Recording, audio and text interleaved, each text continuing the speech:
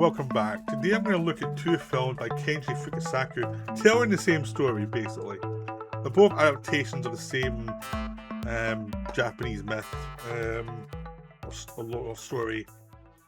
Basically, we have Message from Space, which was the Japanese answer to Star Wars, and we have Legends of the Eight Samurai, which was a more traditional retake of this same story, but done in the 80s when the hairstyles were a bit odd. Message from Space is good, for enjoyable Star Wars rip-off, but it's nowhere near, the director's best. Fukasaku had made a lot of great films. This one's not one of them. Same way Green Slime's not one of them, although I love Green Slime. This one is, though. This one is really terrific. Despite one overuse of one song, this is the only flaw for me. It is like a great take on, the genre.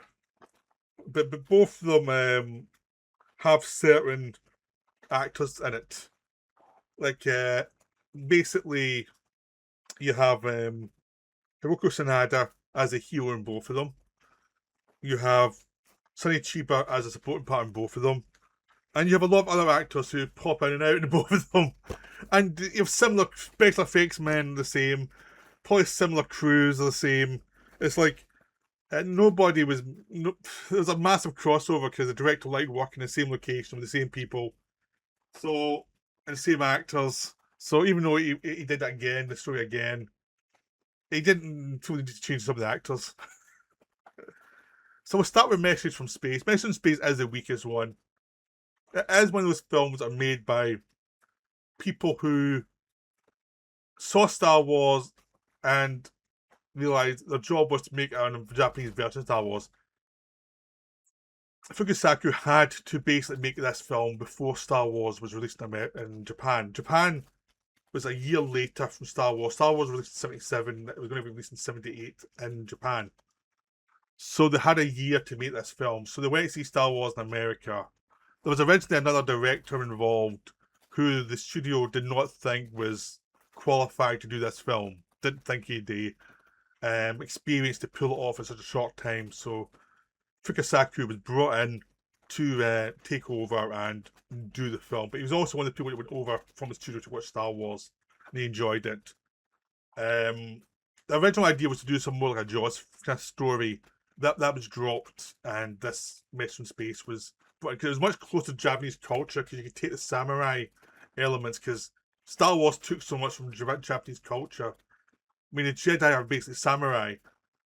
You've got spaceships and this kind of Western mythology elements to it. It's things that, because I mean, a lot of the Westerns took stuff from samurai films too. So the Western genre was influenced by Japan and their samurai stories. And the samurai stories had an element of the Knights of the Round Table. It's a continuing story that would go through all these films and stories and everything else, whatever medium has come through. So it was like, oh yeah, this thing's much more like our type of film. This film is kind of weird because it's kind of awkward because they don't understand everything that you need to make this work. It is like Fukasaku brought sort of himself in to be also had to deal with writers are brought in who were... One of them came from doing Shin Kamen Rider, which is a more a kids show, and it's much more comic booky. More than Fukasaku was. He was more realistic. And so it was a case of a fight between both of those elements in the film to what would become dominant. And no one really won. Really. It was like, the big problem is, you'd some scenes very much like the director's scenes, other scenes very much like the more ridiculous Japanese taste in, that kind of genre, which I love, by the way. Kaiju movies, I love all that stuff. I could recognize them straight away. Daijin stuff, the yokai stuff, I could recognize the influence of everything there.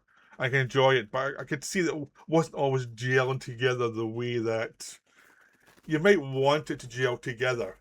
So that was something that that basically had to be worked out. But they did so little time, I don't think they really had time to work it all out. They're taking a story that it was written over 26 years and compressing down to 90 minutes, 100 minutes. So you just basically get the highlights of everything. So a lot of characters get these beads floating through space, these magical beads that tell them they're the warriors to defend this society that needs defending against these overlords who have taken over the planet and destroying it, who are very much like the Empire in Star Wars, or an enemy clan from a samurai film. You know, it overlaps pretty obvious. But their grasp of science is, you know, George Lucas ignored science a lot of time and worked a world out that made sense for him, saying, we're using the conventions of the swashbuckler and the samurai movie, and I'll carefully adapt the science to work for what I need the science to do. And it all worked because it was magical. You could see exactly how everything made sense. This film, things just happen. Things are just thrown at the screen. It's like, okay, these are the rules of this universe, and the rules change every 2 minutes. It's like there's no eternal logic here. They managed to make the this planet float through space, even though it would suck all the atmosphere out of the planet straight away and everyone would die, but no, they can still survive on the planet. Which was the thing that they ended up doing in Force Awakens, which I complained about in Force Awakens. They did in this film first. So, a Star Wars sequel ripped off a Star Wars rip-off. Think of that. And the Star Wars rip-off is still way more entertaining. There's a sequence where they have to go inside the there's a machine that powers the enemy and it's inside. They have to go through the inside of the things and go through all these tunnels and spaceships. It's very much like the end of Return of the Jedi. So another Star Wars sequel kind of was very influenced by this film. Although I'm pretty sure George Lucas would, if everyone asked him, like, yeah, that was a good sequence. Might as well use something as good if they were ripping us off. You know, I don't get the sense of like there would have been like a territorial element here. Like Japan was obviously ripping on Lucas. Lucas took one of their ideas back and did it on a much bigger scale. And did a great sequence out of it. And I don't think anyone involved in those two would be that bothered. I mean, Lucas stood Battlestar Galactica because it's an American production using a lot of the technology that he'd invented. And he needed some of the same equipment. That's where that problem came from. But this one, it was much more like fluid. It was like, yes, the same genre. We're not doing the lawsuits for this stuff. And yeah, he just took something back from them, which I'm sure when they saw that, it was like, yeah, okay, we ripped you off, you ripped us off back. That's fine. But but none of the characters really jump out at you. Some of them are more colourful than others. One of them is really annoying. There's one character who's really selfish and is really annoying. And will sell out anybody to get his way. So this film is just weird. It's very enjoyable, but it's very bitty. You've highs and lows throughout the film. You've got sequences of people whining. Sanada plays the sidekick hero in this one, and in the next film he's the full hero. So I'll go to Legends of the Eight Samurai because it's a much better film. Now it's one I'm much more keen to talk about because I really love this film. This film is wonderful. Even for that one love scene with a terrible bit of music, the rest of the film's so good you can forget about it. Doesn't matter. Even though they replay that music at the end of the film, doesn't matter. That was the producer just adding something in to, you know, try and make it very 80s and very kind of flash dancing stuff. But it doesn't matter. It really doesn't matter. This film is also not particularly loyal to the story. It changes characters.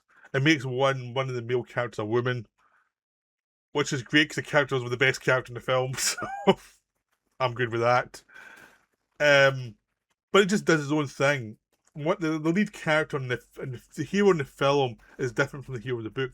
One of the characters who was the hero in the book is a sidekick in this one, and the character who's the hero in the film was a sidekick in the book.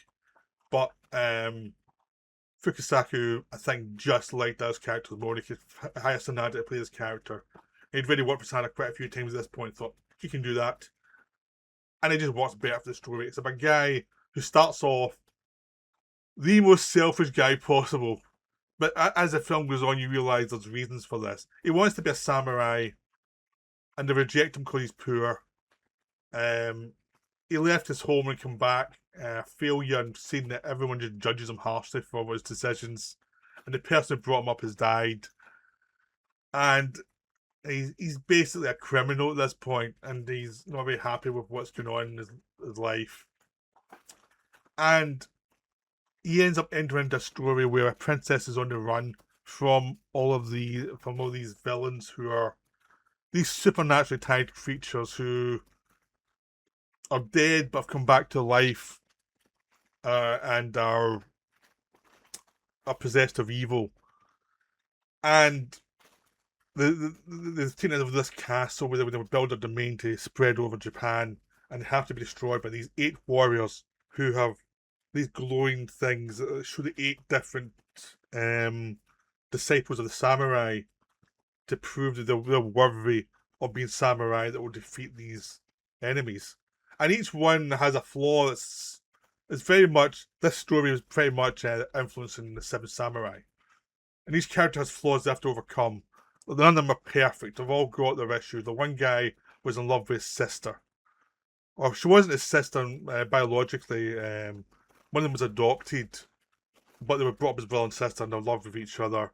And she died, so he was out for revenge against this woman who's also got the bead thing, and she's had to suffer through her life and become an assassin without knowing love from anybody, without giving love. And she's the best character in the film. She's a great assassin. Played by the sister Street Fighter herself. It was Sonny Chiba, who's the older warrior, is trying to teach them how to be warriors and bring the team together to defeat the evil. And he's dying, he's a month to live. He's got a friend who's much more scientific and who can help him deal with stuff. You've got these 2 people live in a cave, part of this other tribe live in this cave, the original cave where the prophecy that started the whole thing off began. And so one's a kid and one's a big, strong man. And there's essentially our hero is not one of them. He's viewed as a scumbag. There's also a character who works for the enemy who's actually got one of the beads, and he's trying to decide should he quit his side or should he not. So you've got all these people with these dimensions you're interested in. So each section of the film becomes the story of each character as they have to make a decision. And through the through line, and to protect the princess, the through line is this character played by Sanada, who you initially think is a scumbag. For the first half of the film, he comes across as a scumbag. But then as the film goes on, you see there are good sides to him, actually. He's been destroyed by life, and you start to see that where he grew up, there are some nice people, but there's also people who are so broken down they'll do anything to make money to survive. And not every poor person is actually reliable either. Like, there's the idea that the poor are noble. He's like, that's not the case to the princess. He's like, that's not the case at all. Most of these people will sell you out to the enemy easily, happily. And basically, by proving himself through various trials, he gets one of the beads and becomes one of the samurai. At that point, they have to rescue the princess from the enemy and go into the enemy's lair for the big finale. But the film's about the characters as they learn the limitations. You have to see what the problems are, who they are, and what they have to do. And that's what's wonderful with the film. It's just all the characters and all the interactions. You know where it's going. And because I make it obvious where the film's going, it's going back to this castle. You can relax and just follow the characters and have these supernatural elements come into it. There are various sub-villains who are all interesting, who all have their problems. There's one who commands snakes and who's in love with the woman samurai. You've got this old woman who's blind and who wants someone else's eyes, and she's a hellish creature. You've got the mother of the main villain who's incestuous, longs for her son. And the son himself is building his face back up that's been ruined by slicing the faces off all these different women who are of noble blood, and they place it on his face, and his skin is very soft, and it's a very creepy thing. The film's full of these weird creepy elements. There's also full of heroic elements, but darker elements. Like Fukasaku understands that the myth needs some light, but also needs some darkness to make the light actually shine through. So all the elements feel earned. Like everyone has to struggle to survive and struggle to save the princess. They have to struggle to actually win the battle at the end. And not everyone survives, obviously. But it's just so well done. Apart from that one love scene with the princess and our hero with that terrible love song, everything else is done wonderfully. Even when the special effects come in and they're not as great as they could be, it doesn't matter because the atmosphere of the film is so good. The characters are so interesting. So even though you're meant to hate the Sanada character to start with, there's still something about him because he's got a certain charm that Sanada has that makes it interesting. And then when you start to, he's going to come around, but they make it much harder for him to come around than most films would. Like, he's horrible for the first half of the film. He really is, and he really has to suffer. And it becomes a moment where he starts to realise his moral compass is there. And then it develops as he starts to fight back against easy ways out. So he proves himself the heroic character slowly, painfully through the film, which makes him much more satisfying. Which we don't really get in Message from Space. Message from Space is basically special effects. And the two lead characters who are meant to be heroes are very vague. Like, the film doesn't really have a really cool hero until Sonny Chiba comes in later on as the old warrior and has a great fight in the enemy domain later on. Until then, it's got these young guys who aren't hero material and they don't have the development. That's why I said why I thought it was that film would fit between the guy who did the Shin Raider stories and Fukasaku, because I think they were both had different instincts. In this one, Fukasaku's in charge and his instincts are there, and he can see where the mythical elements he needs to have in the film are. And he knows it's a commercial film by a commercial producer. But he also knows where to put the darkness in and put his own stuff in that makes it balance out. So yeah, so if you've got a choice, get the 8 Samurai film. It's stunningly good. A great example of the genre. It's it and Excalibur, I think, the two best fantasy films of the 80s. You know, Star Wars is sci-fi. Okay, Empire Strikes Back sci-fi. This is more fantasy. And maybe Dragon Slayer and maybe Conan as well come into that. But these are some of the strongest sci-fi fantasy movies.